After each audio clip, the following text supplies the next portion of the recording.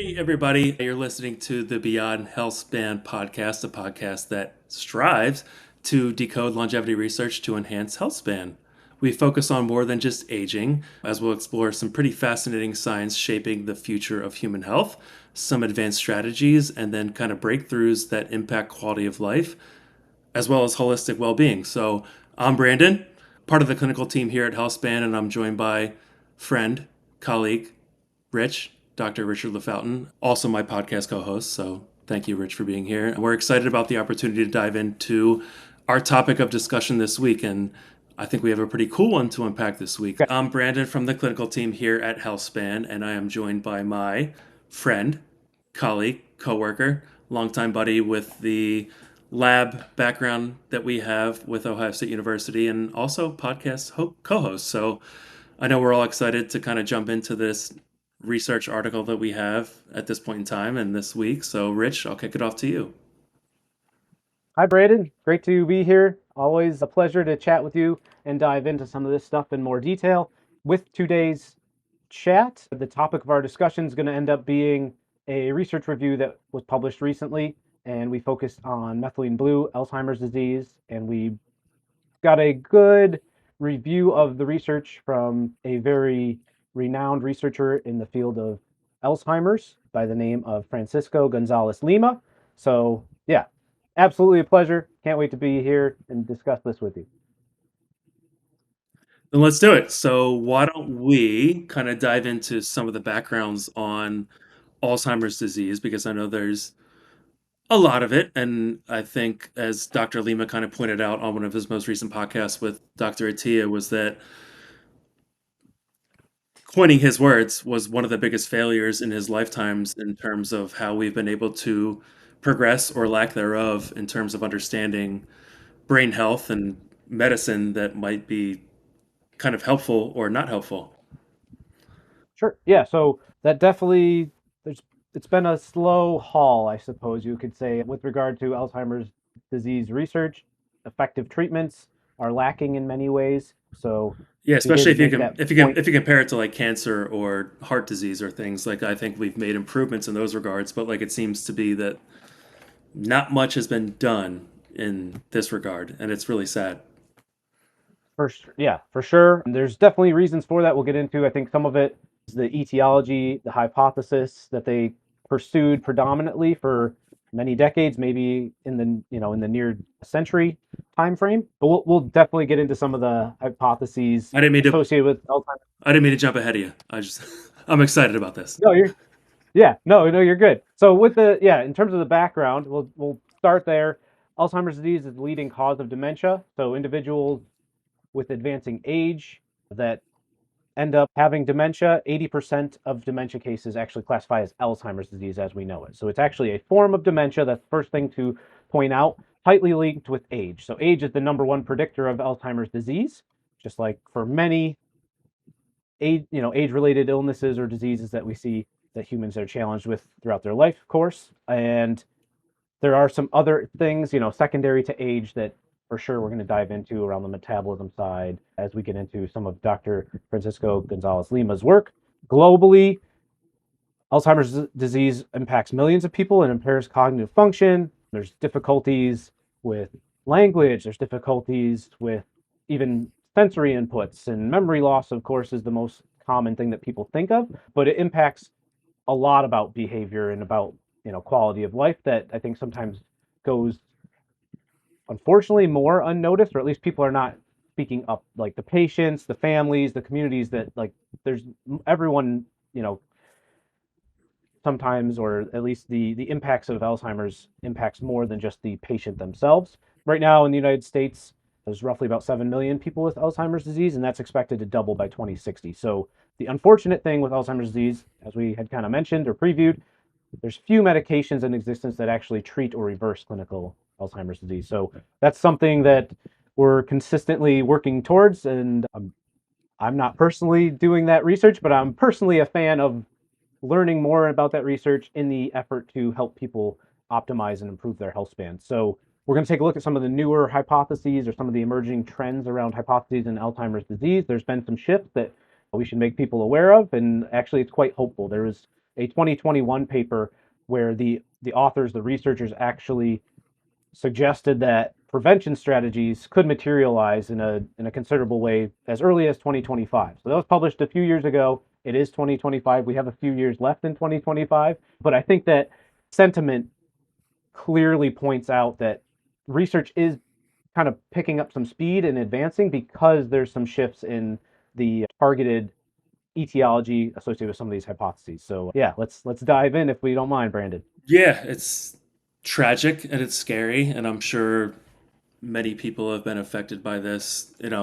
Not to toot my own horn as probably best grandson of the year award, but like I left for college in 2003, and I've called my both set of grandparents every Sunday ever since then. That's a very running trend and a companionship, a friendship, and like to see one of my grandmothers go through that and to have that such like tight tie and then not to recognize who you are as somebody who's been like almost a pillar of your upbringing is like, damn, that sucks.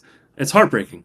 They're since passed, and I have one grandma left, and she's currently going through that. And I just reach out to her every Sunday, and that's kind of part of my routine. And she just knows that I'm like part of her routine. It's going to come through and call her every Sunday just to check in for a couple minutes. And then like to kind of pull into the preliminary point that we talked about was like that there's been a failure in this kind of research world to move this forward and try to make this not happen because it is so heartbreaking. So I guess the question is then where do we stand today if you can kind of provide a historical context of Alzheimer's disease? Yeah, no worries. It'd be probably the wrong move to just dive into the research right away. I want to, my condolences. I did not actually know that about you, even though we overlapped in grad school for a number of years. We didn't spend a ton of Sundays together, I guess, so I missed the phone call. I think about it every Sunday for the grandparents that I no longer have, that it's just like, ooh, that was 10 minutes of my time that was like, I was fulfilled, they were fulfilled, and like buckets overflow. Absolutely. I appreciate it, Brandon. I'm always learning, including always learning from Brandon. In this case, area I could improve. I live not too far from my grandparents, or at least the ones that live closest to me are about 10 miles down the road. We see them pretty regular, but I don't call them every weekend, and I think that's probably a shortcoming on my part. So interested to learn more about that and then probably enact something like that. My Always grandparents space are to be awesome. better. So on the historical context with Alzheimer's disease, aside from our cool tangent there, which I appreciate. Thank you, Brandon, for sharing. The first this Alzheimer's disease patient was early 1900s, 1907, and it was Dr. Alzheimer himself who described this patient. They happen to be 51 years old. In terms of the scientific or research environment that this was occurring in, there was a bit of competition or rivalry that was going on between Dr. Alzheimer and associated researchers that he had working with him, and some other researchers. One was Dr. Fisher. And so what had happened actually was this patient that Dr. Alzheimer had described, they were 51 years old and therefore were in the pre-senile dementia category. Before Alzheimer's was a thing, Dr. Alzheimer's was actually researching pre-senile dementia in this particular patient. And it's slightly different. Dr. Fisher, he was looking at senile dementia, and there's an age discrepancy there. So that first patient Dr. Alzheimer worked with was 51 years old. Dr. Fisher was studying patients that were above 65, and there is some differences in the way that each of these present. Dr. Kraepelin was kind of an understudy of Dr. Alzheimer, and the way things ended up progressing, what we come to call Alzheimer's disease, is actually more so associated with that pre-senile early data associated with, which we'll get into, some of the amyloid plaques and the neurofibrillary tangles that existed upon examining this particular patient. And that has informed our hypothesis, our targeted research for roughly 100 years. It's not that we are unaware of Dr. Fisher's research, it's that his kind of got crowded out, and as we now use the term Alzheimer and Alzheimer's disease, it's more skewed by what he had found in his research more so than Dr. Fisher was studying. It's a slightly different breakdown. I guess I equate it to almost like the way type 1 diabetes and type 2 diabetes kind of manifest. They're both diabetes, but type 1 diabetes is a little bit different in etiology for, compared to type 2 diabetes. The craziest part about all this is that I think there's at least from the literature, kind of a religious smash that's going on. So like this was happening with Jewish researchers and Germany, and things were going on at that point in time where maybe like certain things that might have been really beneficial at that point in time, or if might have led us to more provocative results or approaches at this point in time, were kind of squashed. And I think that's very similar to what, even if I don't want to go on a tangent, but like what Warburg did, and him kind of being under Hitler and having a cancer kind of metabolic standpoint from cancer cells and their proliferation thereof was kind of all like smushed down. So what seems to prevail at this point in time as a result is this beta amyloid hypothesis. And I guess what warrants is the next step is like, really, what are amyloid plaques and these neurofibrillary tangles, and why is that important, I guess, in the etiology of Alzheimer's disease? Okay. Yeah, they're certainly prominent. You're going to see that as soon as you look into Alzheimer's disease, and maybe you don't even need to take a look at the research. You just know Alzheimer's disease, you draw that immediate connection to the amyloid plaques and the tau tangles or these neurofibrillary tangles. So let's just kind of like start with the amyloid plaques. Basically, these are clumps of misfolded beta amyloid proteins that form in your brain. So you don't, and when these accumulate under the amyloid hypothesis, the thought is that having too much of this or these misfolded proteins actually start to impact the ability of your brain and the neurons to fire, which manifests in actual behavior or memory issues, as we discussed in terms of like the signs symptoms of Alzheimer's disease.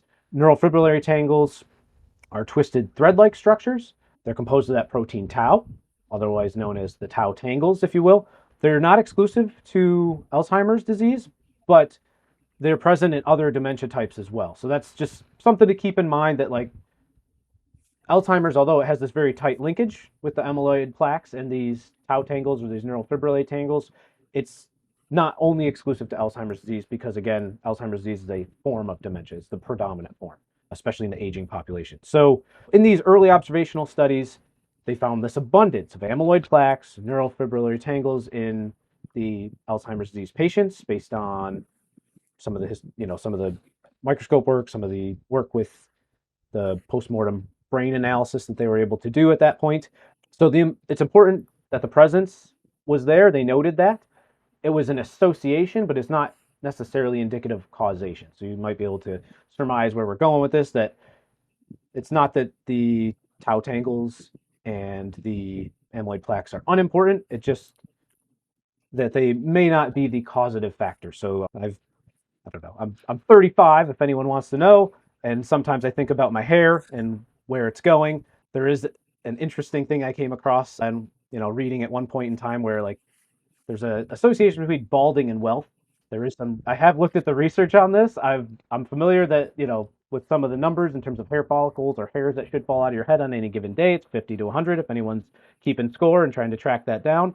There's Based on a meta-analysis from 2024, there's really no linkage, no tight association necessarily or causation between balding and wealth. But based on that association in the culture or in the awareness of people, you might assume like, oh, if I want to be wealthy, I need to lose my hair or pursue the loss of hair and go bald. That breaks down in the science literature, and maybe that's an overstatement or an overextension of what I was trying to get across. But basically, there was this association with Alzheimer's disease, tau tangles, amyloid plaques, but it does not necessarily indicate that that's a causative factor, and that's part of the theme for our discussion today. Well, Rich, I would like to stop the podcast now and hope that you go to bed and wake up bald tomorrow, and then go check your bank account and that it says billions and billions and billions. It worked for Bezos. Yeah. I'm sure he worked hard. Sorry. But yeah, he probably did. Correlation and causation is two pretty differentiating things. And it will kind of be like if I had the flu, I would probably have a headache, I'd probably have a high temperature, I'd probably have fatigue. But if I went to the doctor and said, "Oh, I have a headache," no, I don't have the flu. Like, that's not how that works. And I think that's probably pretty similar to what we're talking about with Alzheimer's and the amyloid deposition. So Yeah, it's one of the things that's probably associated with it, but it's not necessarily like amyloid deposition, Alzheimer's, done, get out of my office kind of thing. So, what are some of the other theories that kind of exist with Alzheimer's disease etiology at this point? Yeah, I do. I guess want a quick pause just to say, like, it is not our goal to poo-poo the amyloid hypothesis, I guess, or the We are not poo how pooing. tangles as being yeah as being linked to Alzheimer's disease, but they may not be an 100% positive factor, and that's what we are seeing in the more recent research. It So seems to be to present answer, in the people that have Alzheimer's, but it is not yeah, the cause of Alzheimer's. It has yeah, to coexist with other factors, especially yes, for there's late onset. yeah, Differentiating between early onset and late onset for sure. that's an important point. Yeah, it does seem maybe an early onset that it would be a little bit more a tighter correlation, if you will, but it's yeah, with late onset in particular, there are some other etiologies or hypotheses that we should explore I to would love answer to your hear them. question. Yeah. So if you consider yourself an etiology nerd, there's a pretty good 2019 publication in Nature focused on the history progress of hypotheses in Alzheimer's disease. Go grab that. It's really good reading if you'd like. There's roughly 8 to 10, or at least that many, maybe a few more that are kind of some overlapping theories. If you kind of think about an entire pie chart of theories, there is some overlap or a multi-Venn diagram, if I could paint that picture in your head. And they've been identified throughout roughly 2,000 or more clinical trials. So this paper is really cool if you want to dive in. The prevailing one, as we had talked about, is amyloid hypothesis. That one's been with us the longest, and we have been operating under that hypothesis in terms of our research and targeting. And we did mention that like it's been fairly slow progress, but it might be because our hypothesis might have been just like slightly off, again, linked, but not as causative as it was believed to be at one point. So the up and coming, or the kind of like secondary hypothesis that we want to get into today in particular, was proposed by Dr. Francisco Gonzalez-Lima. It is the vascular hypometabolism hypothesis. So this one bridges, which you'll potentially see if you go grab that 2019 paper, the neurovascular and the mitochondrial hypotheses. For Dr. Gonzalez-Lima, he basically looked at postmortem brains of Alzheimer's disease patients. He compared them to normal brains through investigations of mitochondrial function, that autopsy information and data that he had. He explored different molecules.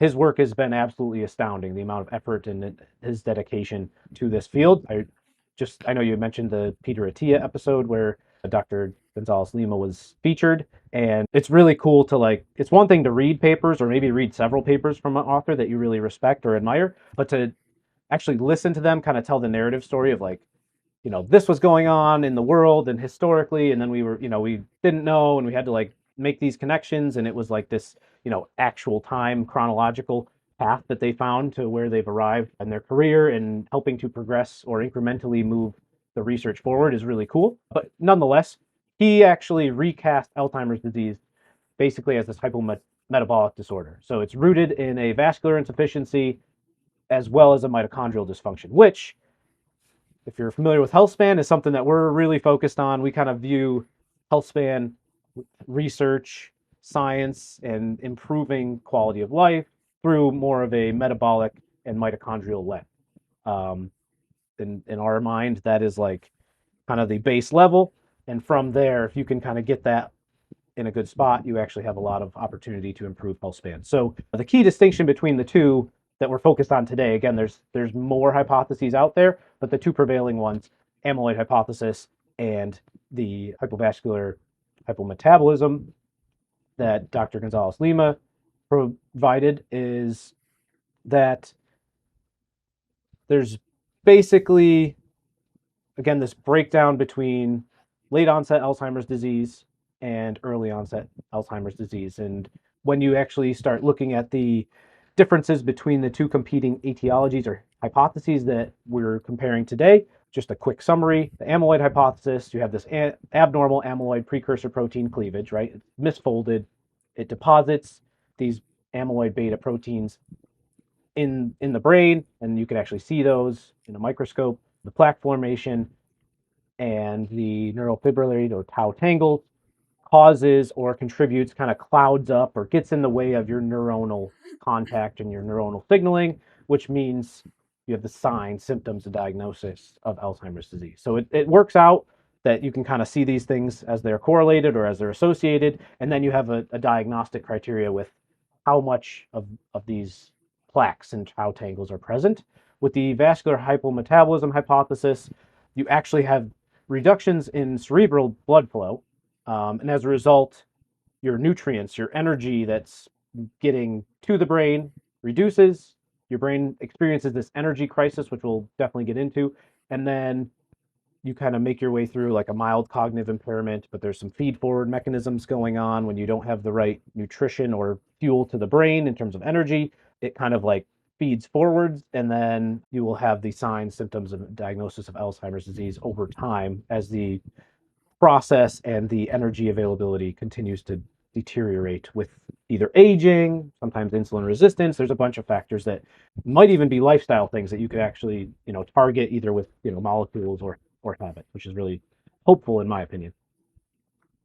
All good stuff. What kind of turned my ears up was you kept mentioning hypometabolism, which means hypo, low, less, below, something's going on that's not supposed to be happening or not happening as well as it should be happening.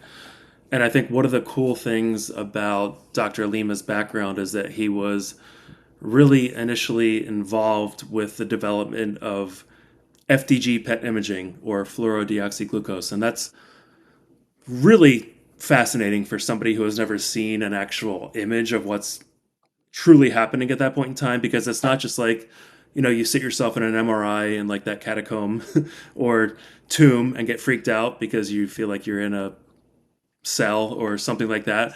But it's It's tight actually, quarters. yeah, it's very tight, but you get to hear Tom Petty or something really cool. You get to choose your own music. But it's like a functional, actual assessment of what's going on rather than a snap point in time. And to have him be part of the development of something that we now have as FDG PET imaging and pair it with something that might be happening in the brain, is happening in the brain with a hypometabolism or an inability to lose or to use glucose. The neurons are not firing. I think that's a great spot to call out at this point and like kind of show what this FDG PET imaging looks like. So one of the cool factors about FDG PET is that in the context of Alzheimer's or in the context of cancer is that you can infuse somebody with kind of a fake glucose, and that's important because these cells don't use this type of glucose as energy source the same way they do as glucose. So there's no spike in blood sugar, there's no spike in insulin and all the nasty responses that could come along with that if you might have a tumor or something else all going on like Alzheimer's disease. But you can still see how these cells react and kind of slurp it up and use it. And you can kind of see this in this 360 image that we have going on right below, where these cells are using it, they're using the glucose, but there's not any kind of physiological response going on at that point in time. Want to zoom that out really quick because I think that's a really important point in what functional medicine is and what functional MRI imaging is and what Dr. Lima has done that allows him to be able to articulate and kind of educate us on what actually is happening in hypometabolism in the brain. Yeah, his work, like, it lives, he's still contributing and still educating, researching, making advancements, but his contribution to FDG PET, like, that's kind of the future, right? In terms of being able to have real time analysis of what kind of metabolism is going on in the body. I know CGMs are a big thing, and like being able to see like what your body's doing on any given point in time with like glucose levels or fat metabolism. Like it's that's kind of like where the field is being able, is kind of progressing. But FGG PET, like you had said, is like it's amazing for being able to see like how much does the brain, they call it light up, but usually in these images you have like a grayed out silhouette, and like the lighting up is the intensity of how much of this tagged glucose accumulates in these organs, right? In terms of circulation or in terms of like being utilized for fuel or, kind of getting stuck in the organ, if you will. So often it's like the lit up things are the more intensely colored black, or dark colored organs and different blobs that you would associate with, like for example, the brain.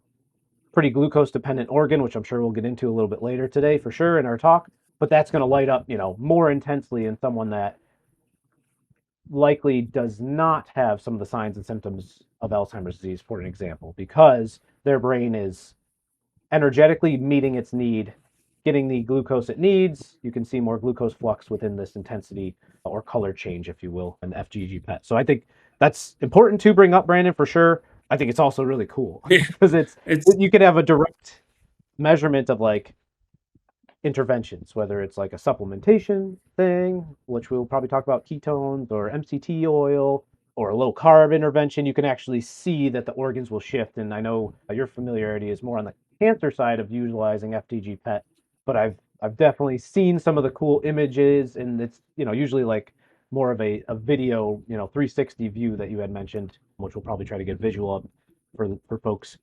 But yeah, it's just amazing that he contributed to like our ability to do this, to see internally what the organs are using for energy.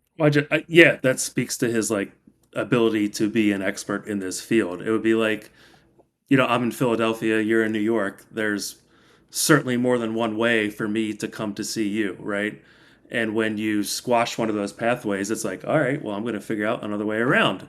And that's, I think, when we start to talk about glucose or ketones or fatty acids or exogenous ketones, yada, yada, yada, there's abilities for the body to circumvent that. And when you talk about Alzheimer's disease or cancer, these cells figure out a way to do what they want to do. And unfortunately, that's nasty in these scenarios. Cool if you're like doing triathlons or endurance exercise, but not cool when you're trying to battle some kind of nasty kind of disease. But anyway, went off the rails for a moment. But to kind of pull it back in, there was a reference in one of those studies that kind of pulled in the NUN study, NUN study. So I think if we can kind of reel it back into the science at this point, if you can share a little bit more about the NUN study. Yeah, so the nun study in particular, it's a fascinating example. There was a cohort of elderly nuns, NUNS. The age range was like mid high 70s to roughly 100 or a little bit over 100. They had neurocognitive assessments, and then they also had postmortem brain examinations. So pretty extensive study. There was almost 700 sisters from Notre Dame congregation living in the United States. They were born before 1917, and then asked to participate in this study. So it was a longer term study, and as it turns out, we're still analyzing and publishing studies based on this data. There was actually some research or a publication put out in February 2025 that highlights the importance of like this nun study and the work that they did, the continued value that this provides, especially just given like I know we just talked about FDG PET, things in 1917 that probably they weren't existent, but they were like maybe circulating in the minds of visionaries or these people like Dr. Gonzalez-Lima, who contributed so much to our our understanding, our knowledge and abilities today. So with our advancement capabilities, technology over the decades, they've been able to take a closer look at some of this data, these tissue samples, etc. So basically what they found, some participants, which was interesting, some participants with high plaque, right, the amyloid plaques and like the signals for, or the potentially a diagnostic criteria associated with Alzheimer's disease, they had no cognitive impairment despite having high plaques. Others had a lot fewer lesions or didn't display much in terms of plaques or the tau tangles, the things that you'd be looking for visually, but they had pronounced symptoms based on the data from this study.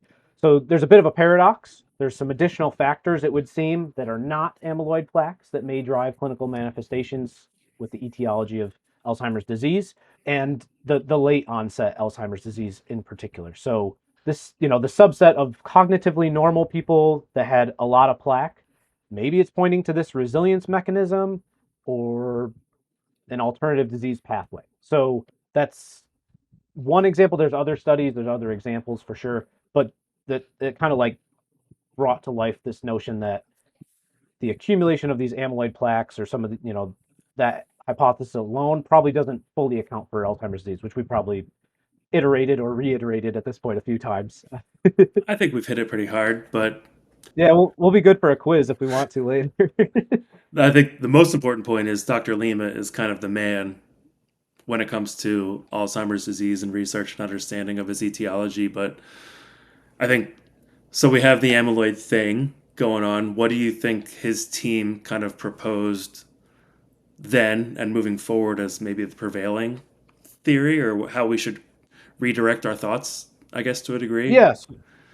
Yeah. So, like, kind of the crux or the focus of our discussion and the focus of some of that review, the research review that we published a little while ago. It was 2001. Dr. Gonzalez-Lima, his team advanced this alternate view of Alzheimer's disease. They had done research, so this in vivo imaging, where they were able to see some changes along with postmortem brain tissue analysis from patients with Alzheimer's disease and no Alzheimer's, or the controls had no Alzheimer's disease. Things that they did different that informed this, that were probably, now looking back, right, that they targeted specific areas of the brain, which was really smart. So crucially, he and his team, they focused on these specific or known areas of the brain where there's early pronounced declines in energy metabolism. So again, he was focused on this metabolism hypothesis. So he focused on these regions that demonstrate reductions in metabolism or metabolic rate, and then when they're compromised, they often coincide with like the onset of the cognitive deficits that we would see characteristic of Alzheimer's disease. And when he did this, his focus led him basically to this cytochrome C oxidase. So cytochrome C oxidase, I'm sure we'll get into, but it's involved in the electron transport chain, and we'll dive in just a moment. Basically, he looked at the cytochrome C oxidase in the posterior cingulate cortex, or PCC. If you're looking at different visuals, or if you're reading the research review, for example, the PCC is located.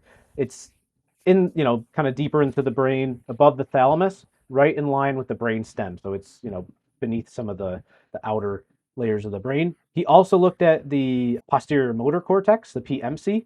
He did not see as much there. It was like a good differentiation point. It was the PCC in particular, where he saw these metabolic deficits result in Alzheimer's disease. So that, I think, was one of the pivotal points, because he focused on these specific areas of the brain that really set him up to see some of these metabolic red flags, where it might proceed, trigger, or kind of like feed forward to these hallmark manifestations, the plaques, the tangles. But it was a much earlier sign. So yeah, like, this is going back over 20 years, I guess, at this point, that he originally put forth some of this data. And I think he pointed out that, at least in his talk with Dr. Attia, that for brains that were looked at, that were diagnosed with Alzheimer's, and they looked at the amyloid plaques, that there was really no difference between those that were dead because of Alzheimer's versus the rest of the population that had just kind of naturally died. And so I think that's an important point to tie in, especially as we look at kind of the electron transport chain, as we tie in FDG-PET imaging stuff and look at the functionality of the brain, and thus electron transport chain.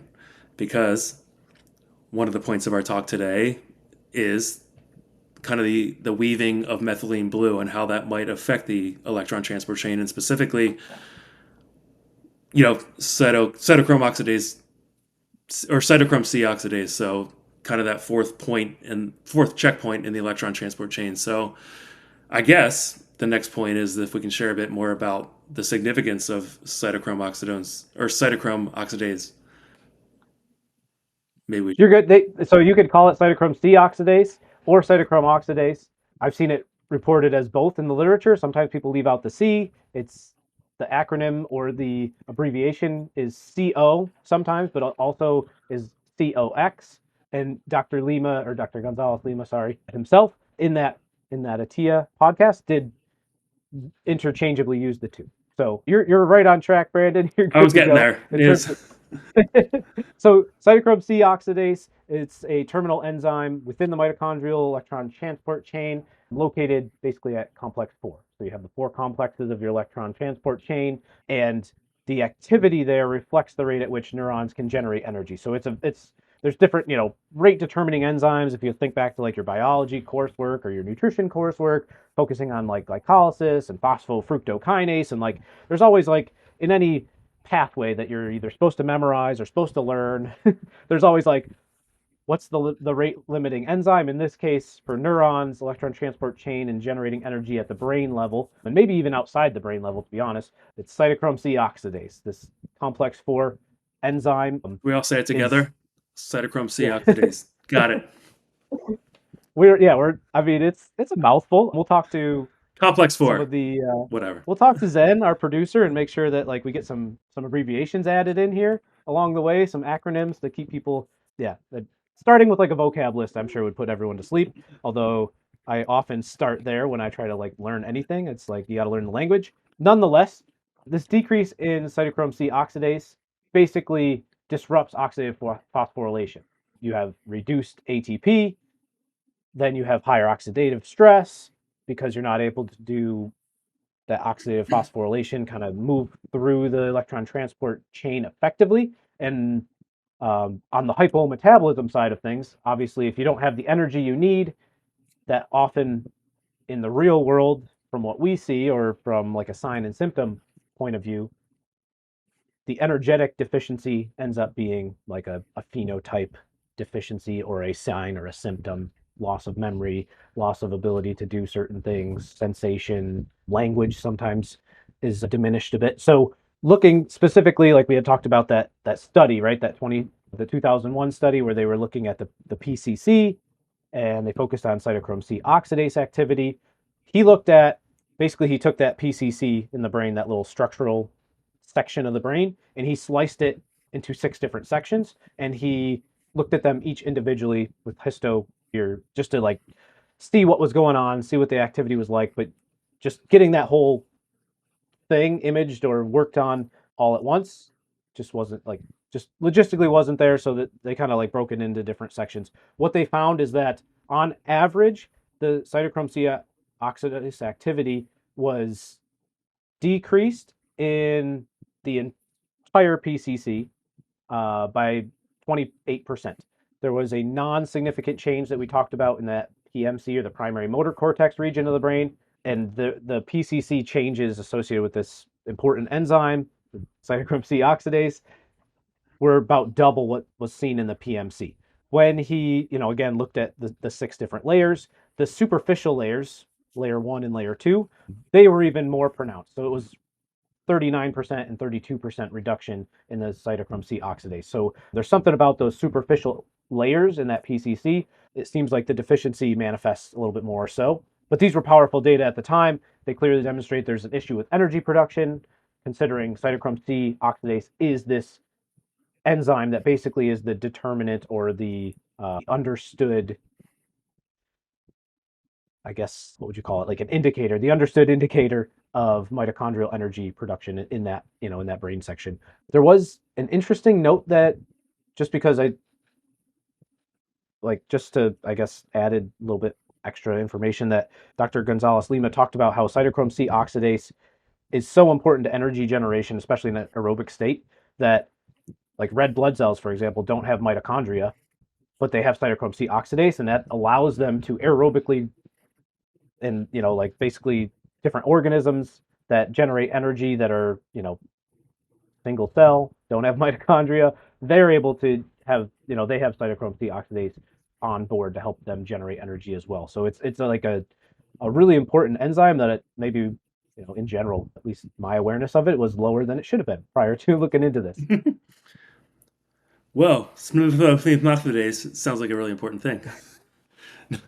But, we do know that neurons rely very heavily on glucose for energy, so any kind of reduced uptake or metabolism thereof, thus hypometabolism, is going to result in some kind of issue. So it seems like there's at least this like mitochondrial metabolic checkpoint that goes on with Alzheimer's disease, which is thus hypometabolism. So we've seen that in the FDG-PETs, and we know that exists. So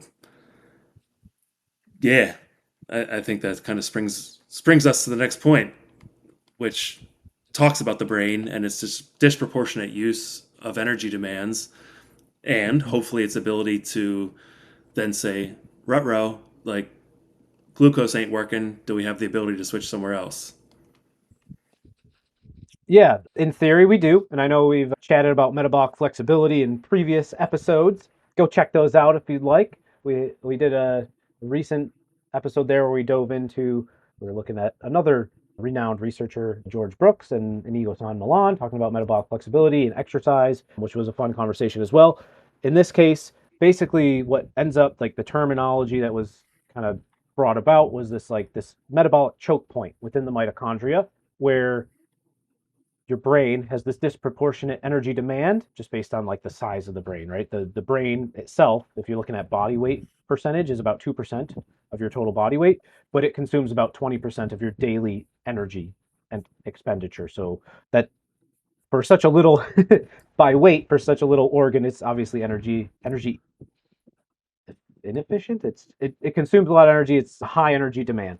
Sorry. So As it should there's be. research. Yeah. I mean, yeah. If your brain's not working, then you're having a lot of hard time, even on the subconscious function of the body, right? So the research indicated that there was some more to this story. It wasn't just the hypometabolism that we kind of got into with the cytochrome C oxidase changes.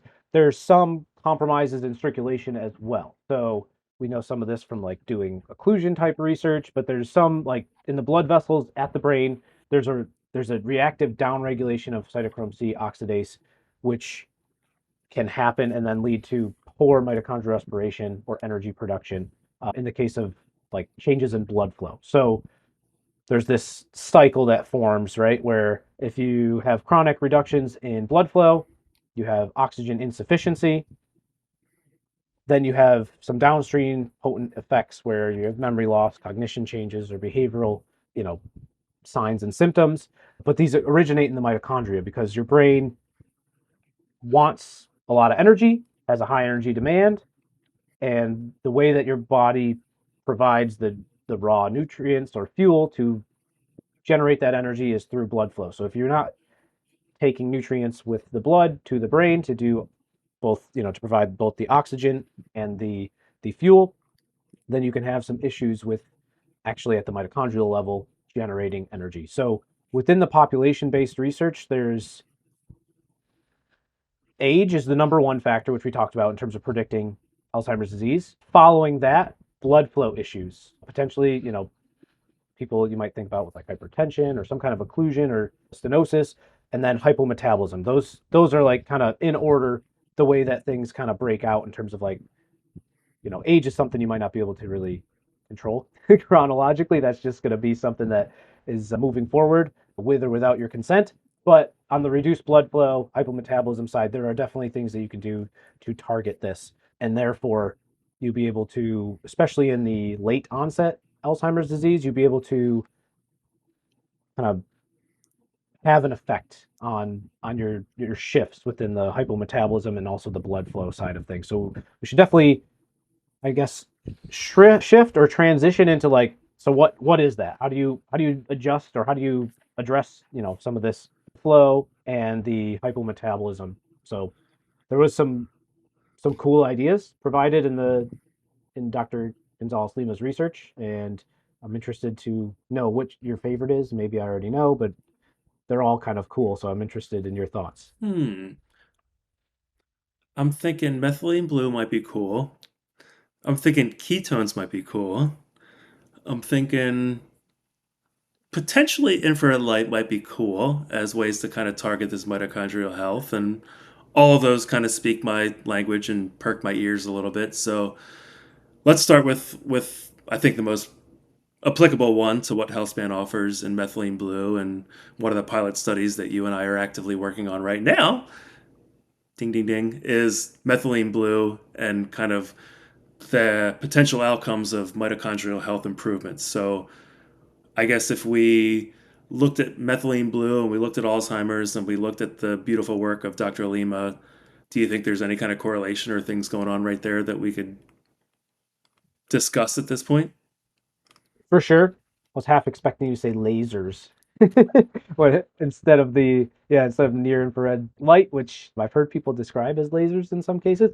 So we can start with methylene blue. I think that's a great start point, as you had mentioned. So Dr. Gonzalez-Lima is again no surprise to probably anybody who's heard us talk about him for the last 50 plus minutes or so. He's ahead of his time in that he's been publishing work associated with like looking at how are we going to target, right, this cytochrome C oxidase.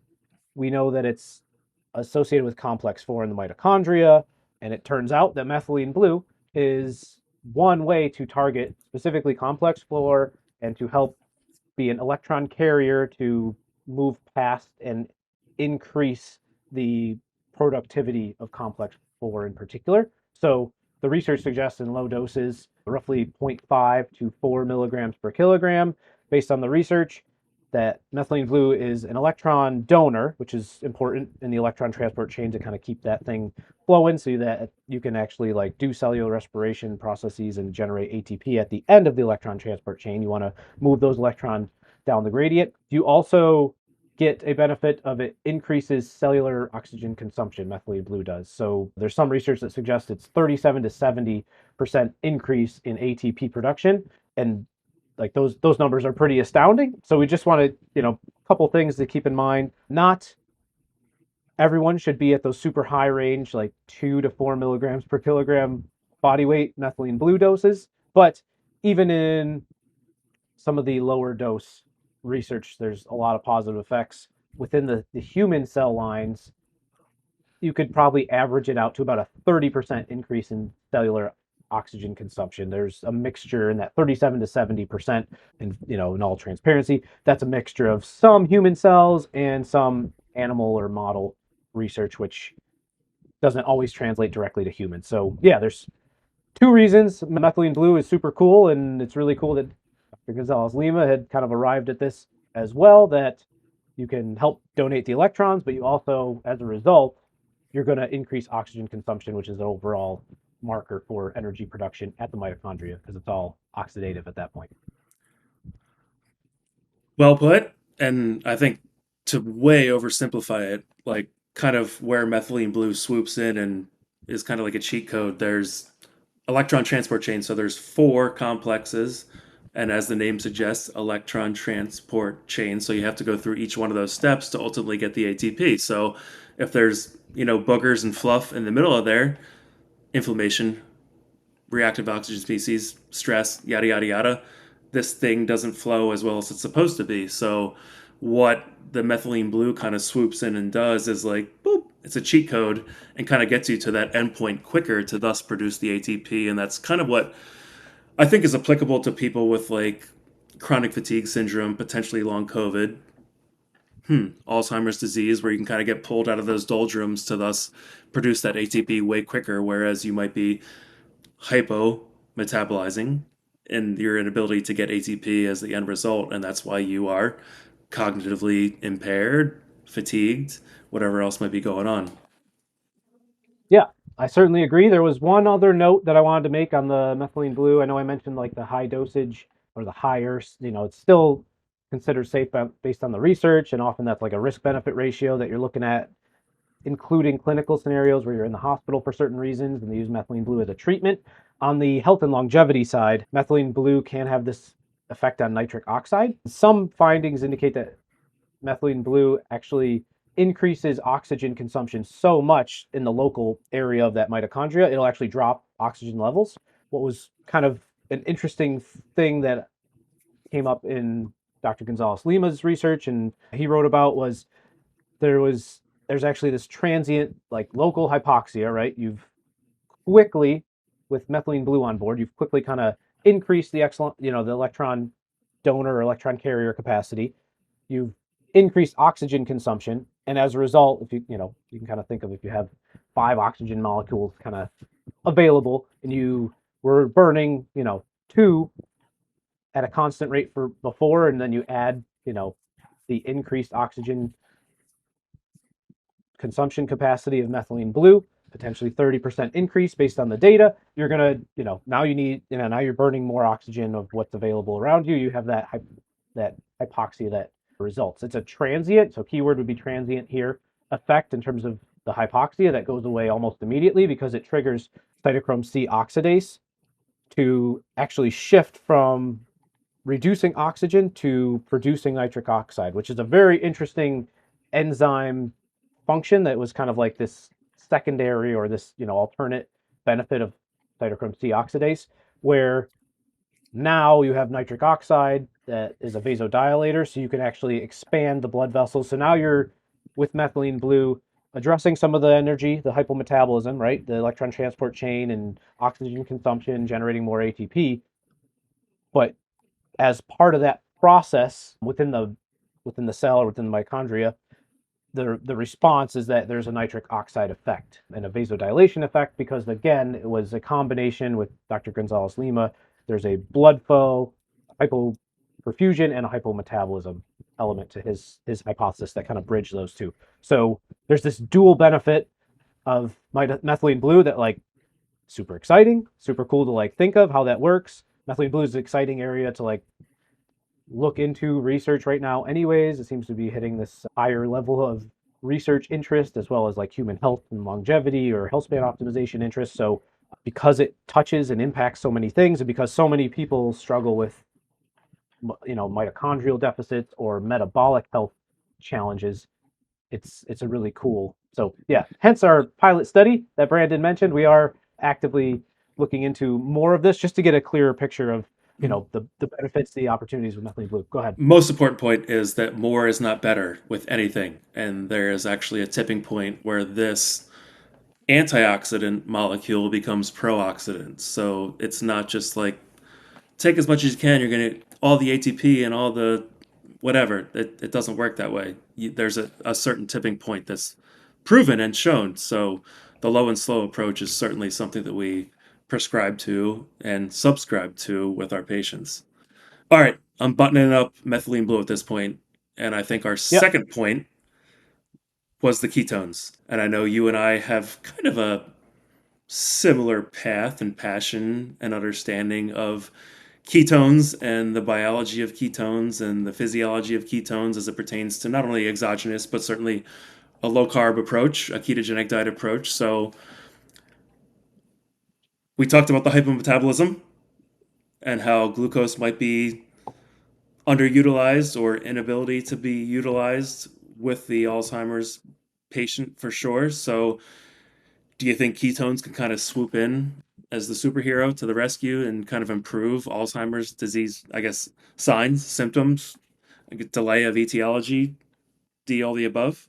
Probably some shades of D all the above, I suppose. It might be an assortment of superheroes, or maybe pick your combination, pick your favorite superhero. So in some ways, I don't know, we'll go Avengers or whatever. I'm less a DC and more a Marvel fan, or at least I once was. If we're gonna talk about ketones, gonna talk about like neurodegenerative disease or Alzheimer's disease, then the immediate name that a different researcher, plenty of overlap in this case on the Alzheimer's neurodegenerative disease side of things, but focused on more of like the hypometabolism, the fueling side, and the low carb or ketones, is Dr. Stephen Cunane. He's a leading researcher in this area. He's got many different papers if you want to go check him out and some of the cool work that he's done. But basically, his work is synergistic with Dr. Gonzalez-Lima. It focuses on helping patients to overcome a brain energy gap that forms, again, within that hypometabolism hypothesis structure, where you can actually provide things like ketones, for example, that are an alternative or additional fuel source or option that the brain can turn to.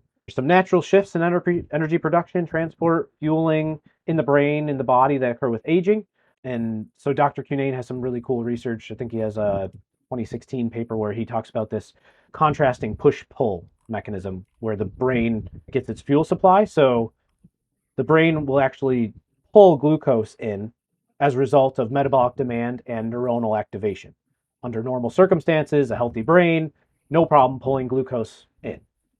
But if you have hypometabolism or your neurons are not activated or working right, which seems to be the case in many neurodegenerative diseases, including Alzheimer's, you have a harder time basically pulling that glucose in. Other things, insulin resistance, different metabolic deficiencies or dysfunction can also reduce the ability of the brain to actually get the glucose that it needs. There's even some people that would, I think it's actually with one of those hypotheses that we alluded to way back several tens of minutes ago, is that there's like this type 3 diabetes hypothesis that kind of overlaps with the hypometabolism in many ways, where basically like you become kind of insulin resistant, or your ability to utilize glucose for fuel at the brain is compromised. So with that, Ketones don't pull into the brain, they're more pushed into the brain. So if you increase the blood availability of ketones, you can then kind of like, you just provide them and the brain kind of like sponges them up, I guess, if you want to think of it that way. They kind of like, they're easily transported into the brain. It's a way to help with this insufficient fuel supply. Some of the work that he's done that's really cool, he's done a couple different things. He's done MCT oil, exogenous ketones. There's different ways to go about increasing ketones in the blood.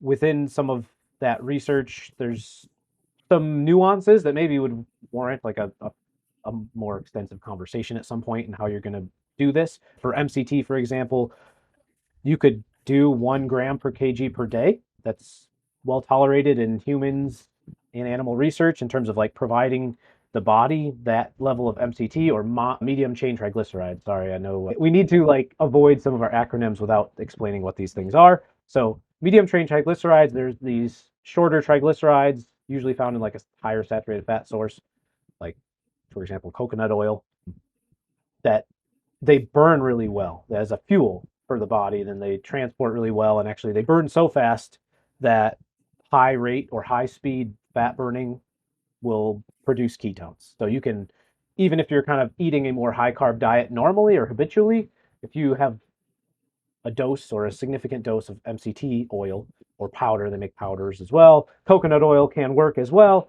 You can actually increase your ketone level. So in addition to that, Would there's recommend in fat. small doses for potential Yeah, GI. precisely. That's what I was trying to get to. So I appreciate you mentioning that. The 1 gram per kg per day is like kind of it's established as being something that's achievable and tolerated well in humans, but it's not something that you like, if you're 70 kgs, that you go out, grab some MCT oil or some MCT powder, and you're like, I'm going to have 70, grams of this in a day. You may have some issues. You would want to titrate up kind of more slowly, adding 10 or, Should have a smaller toilet increments. nearby. Yes. So yeah, that's one way to boost ketones in the blood. And he's done some really cool research actually looking at like the brain and like doing some imaging studies, some fMRI, and like actually seeing like what's being activated in the brain with different fueling opportunities and different cognitive assessments on board simultaneously. You could endogenously increase your ketone through fasting or doing like a ketogenic diet. This can be difficult, I guess, in terms of like our conversation today. The aging body or brain often compensates or attempts to compensate for an inability or a diminished capacity to pull glucose in as a fuel by increasing hunger or like craving specifically for simple sugars. So keto definitely can work. It's a great option, but sometimes people like MCT oil is a little bit more appealing or the combination of the two because like your body's kind of going to be telling you in many cases if you're kind of like in this mild cognitive impairment, dementia, Alzheimer's, if you're kind of experiencing that, sometimes your body will naturally want you to eat more of the carbs, simple sugars to make glucose more available. And then finally, exogenous ketones. You could supplement ketone salts or ketone esters. That is a cool option as well. Guess I'll pause because I feel like I've been talking a little bit or maybe a lot of it. There was, I guess, some overlap I wanted to talk about with Dr. Cunane, but I want to pause, Brandon, if you have anything you want to add associated with like the brain energy gap and Dr. Cunane and some of the, the research, the vehicles that you can use to get ketones elevated. So there was a 2020 paper that was really cool. Basically, talked about like where this brain energy gap comes from and this increased risk of Alzheimer's disease and links this hypometabolism. So basically, Dr. Cunane ties it very tightly to glucose and your inability to get enough glucose and utilize glucose as a fuel in the brain. There's an energy gap, and when there's an energy gap, which we talked about, you have mitochondrial dysfunction, you've got your loss of synaptic transmission, you've got potentially even apoptosis or plaques and tangles could actually manifest as a result of having energy crisis in the brain. That's kind of how like this hypometabolism would link with this amyloid plaque or this tau tangle manifestation. If you kind of like play that out a little bit further, right? If you have those things, the mitochondrial dysfunction, your nerves aren't firing as right, as well. things are getting clouded up, you've got these tangles and these plaques forming, then you actually have the functional impairment, the clinical symptoms of um, Alzheimer's disease or dementia, different neurodegenerative diseases. That's not always limited only to the brain. So what you would like to do, as you kind of pointed out, was just provide your brain an energy rescue in the form of, in this case, potentially ketones are an option. Methylene blue could help on the mitochondrial side of things. Adding some more fuel to the mix could also be a good strategy. Figure 2B in this 2020 publication from Nature Reviews that Dr. Cunane was a co-author on actually has a cool bar chart or a figure where you can see young healthy adults with healthy older adults, people with mild cognitive impairment, as well as Alzheimer's disease. And it kind of breaks out where your cerebral metabolic rate is at. So when you're young and healthy, that's kind of like, if you want to think of that as like your 100% baseline or your peak cerebral or brain metabolic rate. With aging, that declines maybe roughly 10%. If you were at 100% before, healthy aging might take you to 90. When you look at mild cognitive impairment or Alzheimer's disease, that kind of like is demonstrated on this particular graph. There's a right side y-axis where you can see that there might be a threshold level actually around 80% of your peak or your young healthy rate of metabolism in the brain. People with Alzheimer's disease might be under this 80% threshold, and there's this little orange red colored kind of adjuvant or augmentation bar that's kind of like the energy that you could contribute from ketones to kind of help keep yourself in that healthier range where you're not having such a large brain energy gap. So we'll include a visual of that figure just to get an idea of like what, some of it's aging you can't avoid, but in all cases you can, do something to facilitate better aging, more success, health span optimization. Yeah, I think that probably amplifies something that we have spoken about in previous podcasts and otherwise is this metabolic flexibility. And you want to be able to have that flexibility to move between glucose, between fat, to kind of, And ketones. and ketones to kind of Yeah. avoid this gap. So we've checked off methylene blue, we've checked off ketones to some regard. The last one that we wanted to pull in was the potential of laser beams. So, so if you wanted to I pull, love it. if, Austin Powers is all over my head right now when you say that. so if you wanted to pull in the infrared as kind of the closing thought on this and the potential to aid with, Alzheimer's disease symptoms, signs, etiology, yada yada yada, I think now would be Yeah. the point. Let's do it. This near infrared spectroscopy or this near infrared light.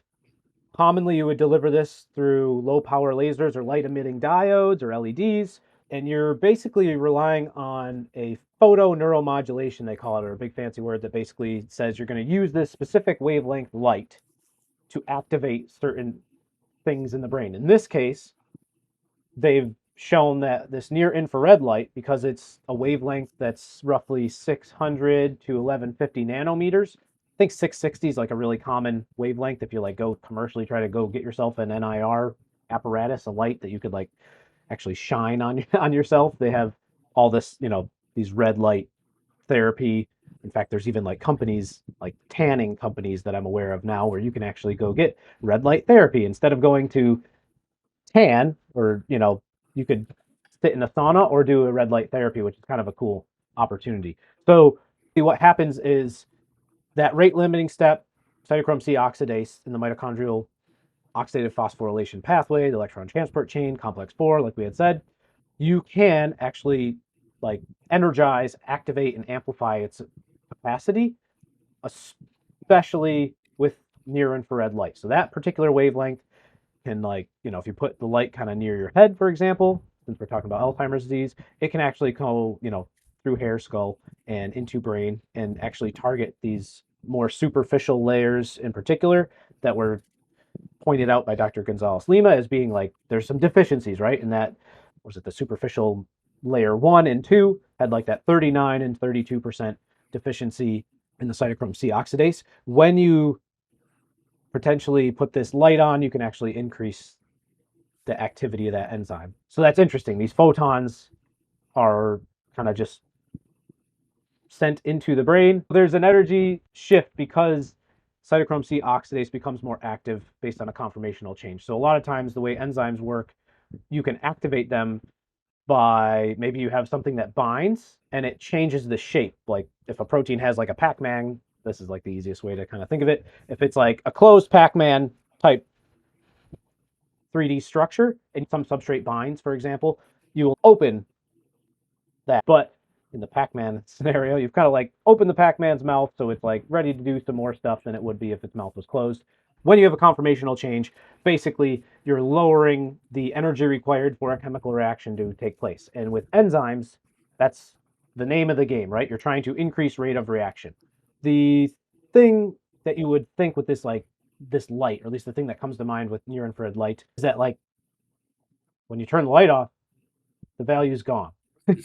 So I either have to like have a thing built to like I have this light over my head all the time because I want to like, improve mitochondrial or hypometabolism in the brain, or hopefully this effect lasts a bit longer than, if you turn the light off, there's still something positive happening on the side of getting this enzyme activity and the conformational change and such.